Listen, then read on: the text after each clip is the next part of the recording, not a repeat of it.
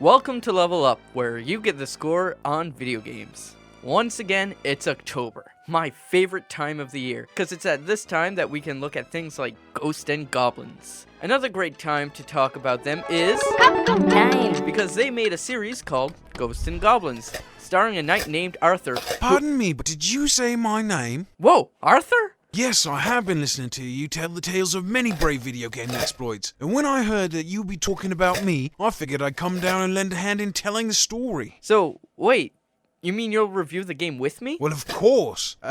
Which one of my adventures are we talking about? Oh, Super Ghouls and Ghosts. It's the only one I have right now. Ah, exquisite. Well, you can start playing the game while I inform the public about what they should know. You mean play the game as we review it? Yes. Alright, well, two firsts in this show. A special guest and a playing review. Arthur, how about you tell the people about yourself while I start this up? As you wish.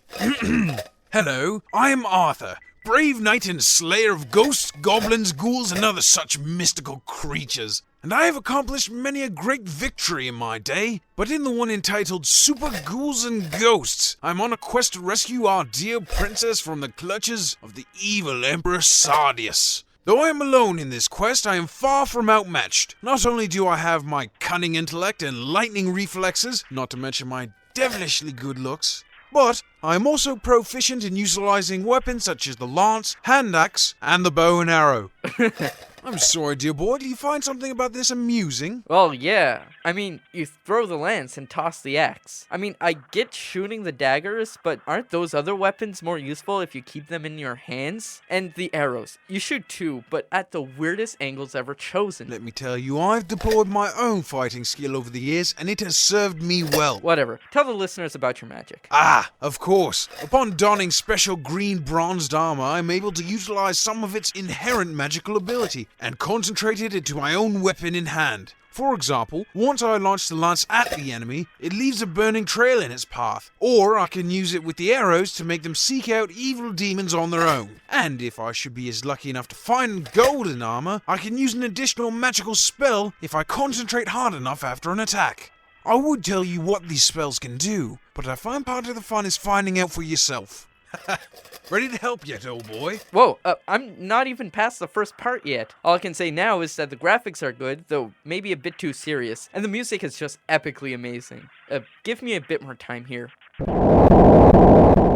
Alright, so I'm a few levels in this game now, and the one thing I have to tell you is that this is a hard game. I mean, to put this in perspective, the bosses are the easiest parts, mostly because they're big and easy targets. The rest of the enemies consist mostly of tiny, hard-to-hit enemies that appear out of nowhere, or tough ones with ranged attacks. This doesn't help the fact that it only takes 2 hits to kill you.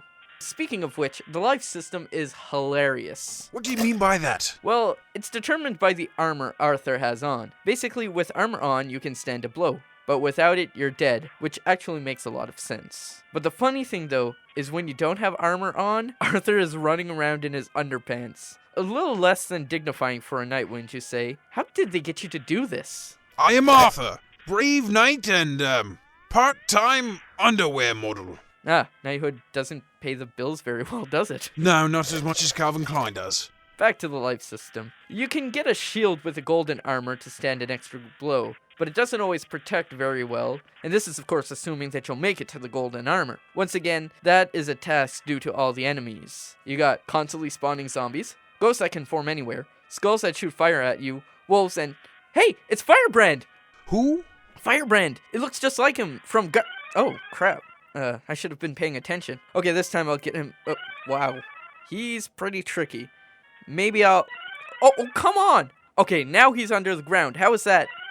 What the hell? He avoids every attack, moves in unpredictable patterns, flies to spots that are impossible to hit him, and just charges at you. Oh my god. This is so unfair. Ugh! This guy has to be the hardest thing to beat in this game. Oh, Alright, give me your controller.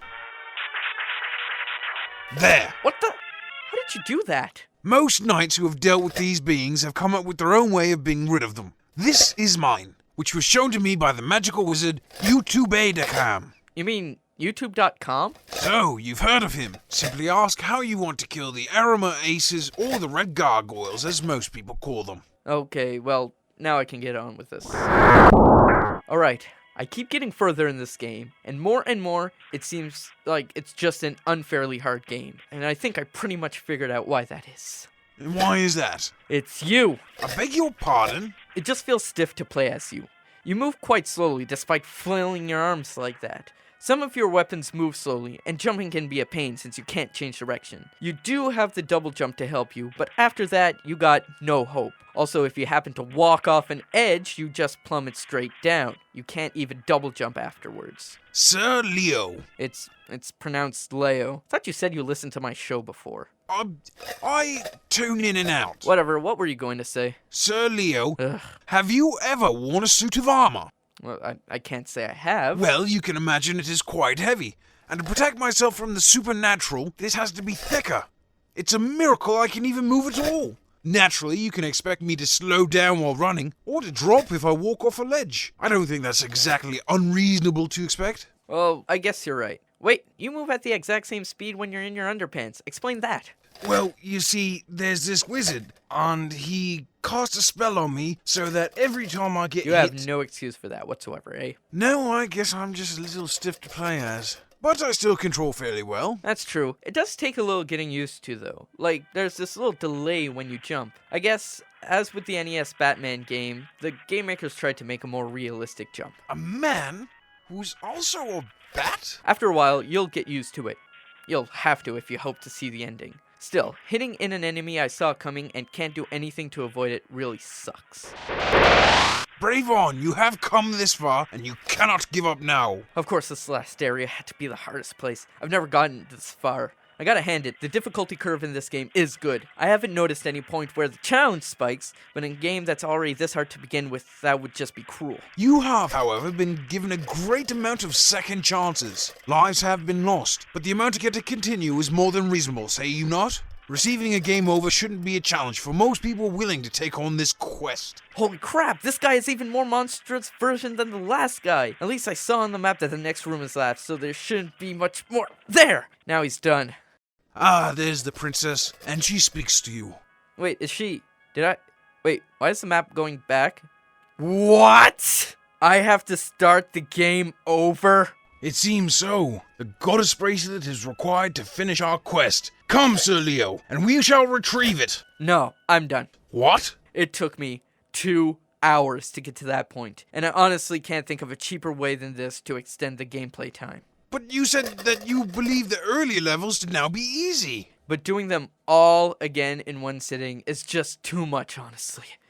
Alright, listeners, I am probably never going to say this about a game that has infuriated me as much as Super Ghouls'n Ghost, but you really should play this game. The gameplay is pretty solid, the level designs are fun, and the whole atmosphere of the game is exactly what you would expect from a game called Ghouls'n Ghost. The music helps that quite a bit, and it all works together so great as an SNES title. Still, this game is insanely difficult. I know that it's been ported on a few consoles that allow you to save, such as Game Boy Advance and the Virtual Console, and I don't know if that helps any, but that doesn't change the fact that this version's difficulty is almost cruel and pulls one of the dirtiest tricks in gaming I have ever seen. And how would you rate your experience? All things considered, I think I'd give Super Ghouls'n Ghost 8.5 levels out of 10. Splendid. Well, I suppose I should be on my way. I still have a damn bracelet to find, and a photo shoot in the morning. I thank you for having me, and good luck on your future adventures. Godspeed. Thanks. Same to you. I'm Leo Melanson, and now you know the score.